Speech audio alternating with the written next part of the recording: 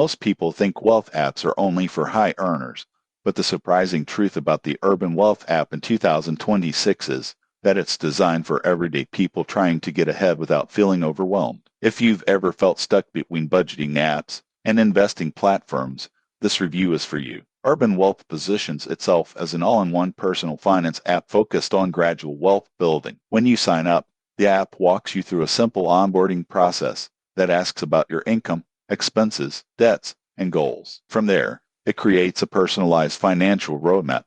Most people get this wrong by jumping straight into investing, but Urban Wealth starts with foundation building, which is where many users actually fail. One standout feature is its smart allocation system. Instead of letting users guess how much to save or invest, the app automatically divides incoming money into spending, saving, and long-term growth buckets. For example, if you earn a steady paycheck, a portion is routed to emergency savings, while another portion goes into low-risk growth options. This helps users build discipline without constant decision-making. Urban Wealth also includes education built directly into the app. Short explanations appear exactly when you need them, such as when setting goals or adjusting risk levels. You won't believe how much confidence this gives users who previously felt intimidated by financial jargon. On the downside, Urban Wealth is not built for advanced traders. There are limited customization options for aggressive investing, and withdrawals from growth buckets may take time. This reinforces the app's long-term mindset,